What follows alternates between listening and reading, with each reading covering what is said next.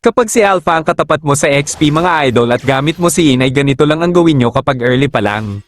Mag-play safe ka muna at focus ka lang sa pag-last hit ng mga minions para mauna kang mag-level 2 at kapag nag-level 2 ka na subukan mo ng pumalag pero ang pinaka-importante iwasan mo din tamaan ng kanyang mga skills kasi pag namarkahan ka ng kanyang passive ay mag-a-activate ang kanyang true damage kaya kahit wala pa siyang item ay tatagusan ka talaga.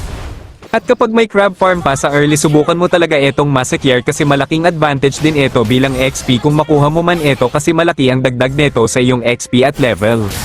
Nakuha ko nga yung crab XP tapos dumalaw pa yung mage namin na si Velir kaya mabibigyan namin si Alpha dito at wala naman siyang pantakas kasi nagamit niya yung flicker kanina kaya lalo pa akong lalamang.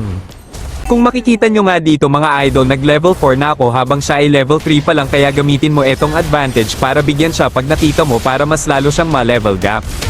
Hanggat maaari mga idol wag mo nang pagbigyan pa makabangon yung katapat mo kapag lumamang ka na sa kanya at bilang isang XP din kailangan mong tumulong sa turtle kung maaari kasi isang malaking bagay din na makuha nyo ang turtle lalo't lamang ka na early pa lang kaya mas lalo ka pang lalamang.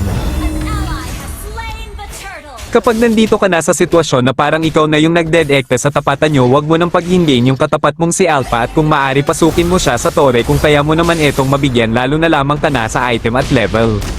Medyo hindi ko nga na-predict yung flicker niya dito kaya di siya tinamaan pero okay lang mapapatay ko naman siya pagkatapos ng domain ko. At dahil may second turtle na naman bilang XP dapat nakazone ka na at kung maaari unahan mo sila sa pagpwesto lalo na kung Yin ang gamit mo gamitin mo ang damo para mag-abang ng kalaban na susubukang mag-contest sa turtle at mahalaga unahin mo yung core user para di makaagaw ng pagong.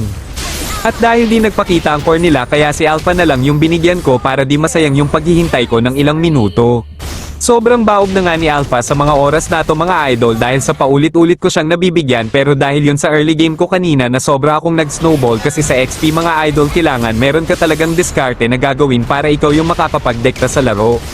Wala na ngang nagawa si Alpha dito mga idol kasi pinapasok ko na lang siya sa tore nila lalo na pag may petrify ako at kahit anong gawin niyang pag-skill sa akin ay baliwala lang ito kasi wala pa siyang item.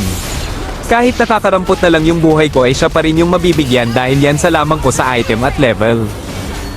Hanggang dito na lang yung voice over ko mga idol at sana panoorin nyo yung buong video na to hanggang dulo at sana may natutunan kayong mga tips and tricks gamit si Yin lalo na sa mga Yin user dyan at sa mga bago palang gumamit kay Yin at medyo hindi pa kabisado gamitin si Yin bilang XP ay sana makatulong etong video sa inyo. Disclaimer lang mga idol, hindi po ako pro Yin user, isa lang po akong hamak na small content creator at isang Yin user kaya binabahagi ko lamang po ang aking natutunan kay Yin based lamang sa aking experience sa paggamit nito. At kung may natutunan ka man baka pwedeng iwanan mo ng follow, like and share ang aking page at yung video kung gusto nyong updated kayo sa mga susunod na content natin kay Yin. Maraming salamat.